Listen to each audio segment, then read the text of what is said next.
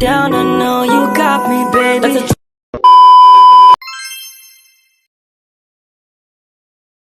Assalamualaikum warahmatullahi wabarakatuh. Hai, halo semuanya. Perkenalkan, nama saya Echa Anggia dengan NIM 250306117 dari PTNC Prodi Peternakan Fakultas Pertanian Universitas Sumatera Utara dengan dosen pengampu Ibu Tati Vidyanasari SPT MP IPM. Nah, di sini saya akan menjelaskan tentang sistem Tractus digestivus pada Gallus domesticus. Nah, di sini saya sudah memiliki preparat dan saya akan menjelaskan langsung itu mulai dari Cavum oris. Nah, di Cavum oris itu adalah sistem pencernaan awal yang berfungsi sebagai menerima pakan dari luar dan sebagai mekanik awal pencernaan. Nah, di dalam Cavum ayam ini tidak memiliki gigi dan bibir, melainkan dia memiliki paruh yang tajam atau rostrum. Nah, di dalam Cavum oris itu terdapat lingua dan papilla keras yang membantu mendorong makanan ke belakang. Lalu di Cavum oris itu terdapat kelenjar ludah atau glandula salivariae yang berfungsi sebagai pelumas pakan agar makanan mudah ditelan. Nah, di dalam Cavum oris juga terdapat enzim amilase yang berfungsi sebagai pemecah karbohidrat menjadi lebih sederhana lagi, yaitu glukosa. Nah, lanjut pakan akan menuju ke esofagus. Nah, esofagus ini adalah saluran penghubung makanan dari Cavum oris menuju ke ventriculus. Nah, lalu pakan akan menuju ke crop. Nah, di crop ini itu adalah pelebaran esofagus yang berfungsi sebagai tempat penyimpanan sementara pakan.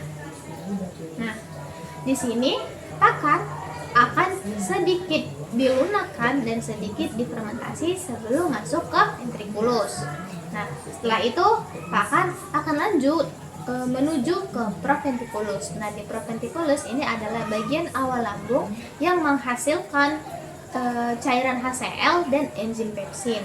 Nah, setelah itu pakan akan lanjut ke ventriculus muscularis atau gizzard. Nah, di sini adalah organ yang memiliki otot kuat untuk menggiling pakan dengan bantuan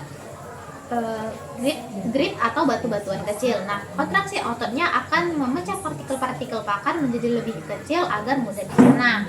Setelah itu pakan akan masuk ke intestinum tenue. Yang pertama itu ada duodenum. Nah, duodenum ini sebagai tempat pencernaan secara kimiawi yang dimana dibantu oleh enzim yang berasal dari pankreas seperti amilase, lipase, dan tripsin. Dimana amilase itu fungsinya sebagai pemecah karbohidrat, lipase pemecah lemak, dan tripsin pemecah protein.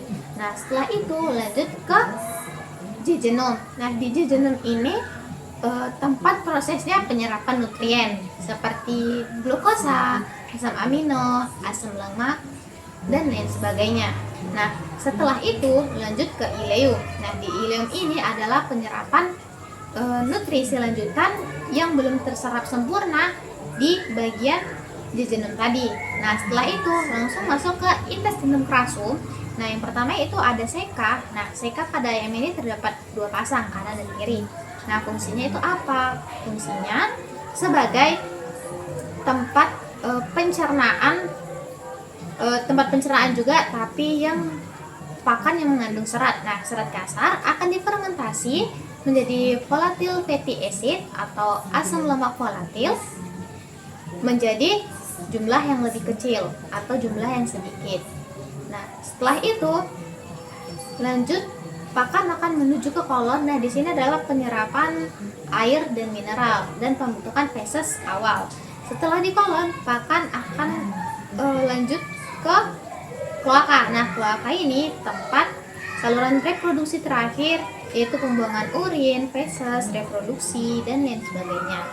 Nah, lanjut ada 3 tambahan utama sistem organ pencernaan. Yang pertama itu ada pankreas, yang kedua ada hepar atau hati, dan yang terakhir itu ada vesika pilea. Nah, pankreas ini fungsinya yaitu menghasilkan enzim pencernaan seperti amilase, lipase, tripsin, dan insulin glukagon, dan berperan juga sebagai pengaturan gula darah.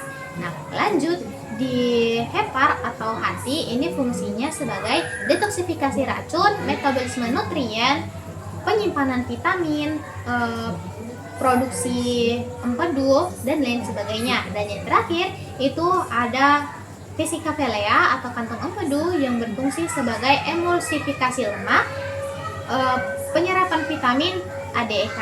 Nah, mungkin segitu saja penjelasan dari saya. Kurang lebihnya saya mohon maaf. Terima kasih. Sekian. Wassalamualaikum warahmatullahi wabarakatuh.